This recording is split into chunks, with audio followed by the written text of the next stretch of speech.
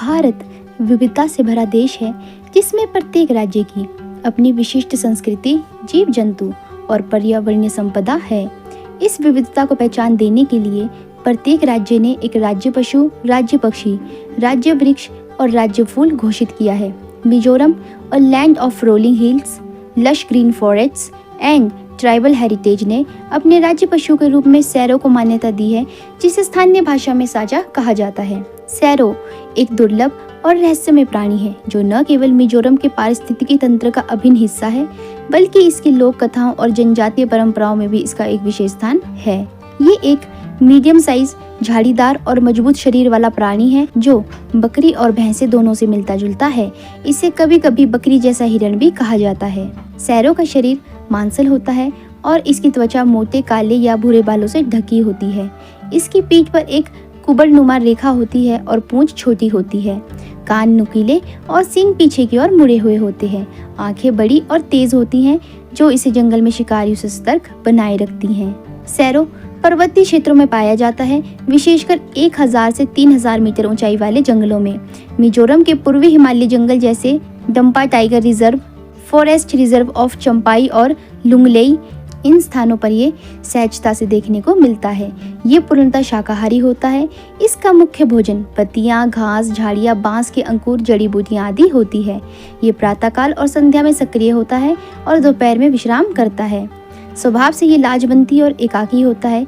कभी कभी ये छोटे समूह में देखे जाते हैं, विशेष रूप से मादा और उसके शावक। खतरे की स्थिति में ये तेजी से पहाड़ी पर चढ़ सकता है। सैरो मिजोरम के जंगलों की पारिस्थितिकी श्रृंखला में एक प्रमुख चरनी प्रजाति है। ये वनस्पति नियंत्रण में सहायता करता है, जिससे जंगल का संतुलन बना रहता है। ये कई शिकारी प्रजातियों जैसे तेंदुआ और जंगली कुत्ता का आहार भी है, जिससे भोजन श्रृंखला का संतुलन बना रहता है। इसे IUCN की रेड लिस्ट असुरक्षित श्रेणी में रखा गया है। भारतीय वन्यजीव संरक्षण अधिनियम 1972 अनुसूची 1 में इसे सूचीबद्ध किया गया है।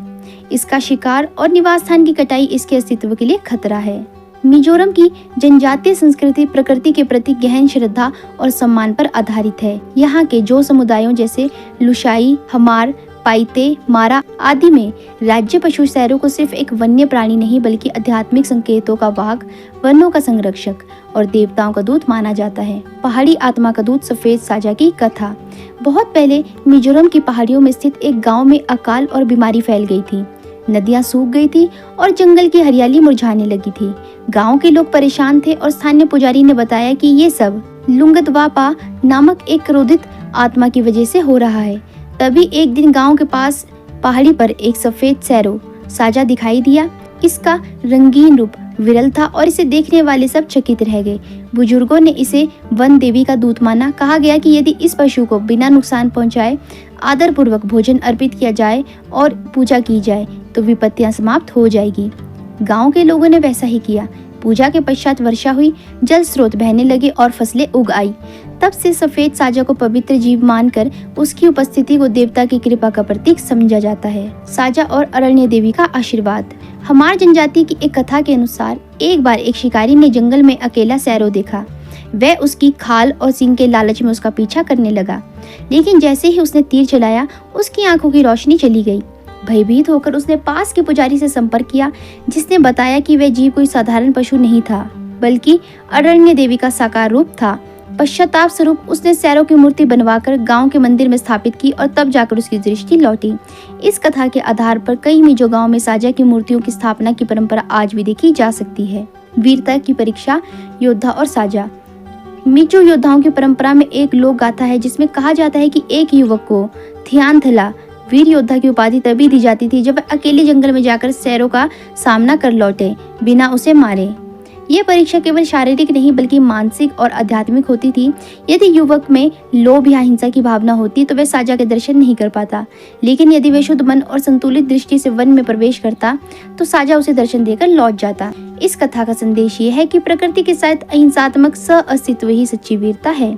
देवताओं का प्रहरी, पहाड़ों का संतुलन। एक किंवदंती के अनुसार मिजोरम की 5 प्रमुख पहाड़ियों के बीच संतुलन बनाए रखने के लिए देवताओं ने 5 सैरो को नियुक्त किया। ये साजा हर पहाड़ी पर वास करते हैं और यदि कोई असंतुलन होने वाला हो, जैसे भूसंकलन, जंगल कटाई या मानव का लालच, तो साजा की गर्जना सुनाई देती है। स्थानीय लोग मानते हैं कि साजा की गर्जना प्राकृतिक संकट की चेतावनी है और यदि समय रहते पूजा न की जाए तो बड़ा विनाश हो सकता है। मिजोरम के त्योहारों में साजा की धार्मिक भूमिका। मिजोरम के प्रमुख त्योहारों में साजा का प्रतीकात्मक नृत्य प्रस्तुत किया जाता है। पारंपरिक मुखौटों में सैरों की आकृति पहनकर युवक और युवतियां नृत्य करते हैं और देवी देवताओं से वर्षा, फसल और सुरक्षा की प्रार्थना करते हैं। इसे साजा लैम साजा नृत्य कहा जाता है, जो प्रकृति, देवता और मानव के त्रिक संबंध का प्रतीक है। मिजोरम के जनजीवन में साजा सैरो केवल एक पशु नहीं, बल्कि वे आध्यात्मिक चेतना, पारिस्थितिक संतुलन और जनजातीय परंपराओं का जीता जागता प्रतीक है।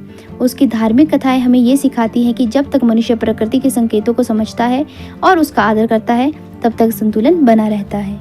पंचम खंड और मिजोरम सरकार की इसको संरक्षित रखने की योजनाएं। संरक्षित क्षेत्र डंपा टाइगर रिजर्व और पुंगजांग वन्यजीव अभ्यारण्य जैसे क्षेत्र साजा के लिए सुरक्षित है। सरकार ने वन्यजीव निगरानी दस्ते बनाए हैं जो शिकार और जंगल कटाई पर नजर रखते हैं।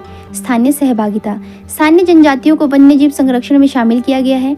इको टूरिज्म प्रोत्साहन से उनकी आय भी बढ़ी है और वे साजा जैसे प्राणियों की रक्षा करने लगे हैं। शिक्षा और जागरूकता स्कूलों में साजा पर पाठ पढ़ाया जाता है। स्थानीय त्योहारों में साजा नृत्य और कला प्रदर्शन के माध्यम से इसका सम्मान किया जाता है। मिजोरम की पहचान में साजा की भूमिका। मिजोरम सरकार के आधिकारिक पत्रों, वन विभाग के बैनर और स्मारकों में साजा का चित्र अंकित होता है। राज्य के कई जनजातीय प्रतीक चिन्हों में भी इसकी आकृति पाई जाती है। चपचार कूच जैसे पारंपरिक त्योहारों में साजा को लेकर लोकगीत गाए जाते हैं। पारंपरिक बांस नृत्य में साजा की छलांग को प्रतीकात्मक रूप में प्रस्तुत किया जाता है।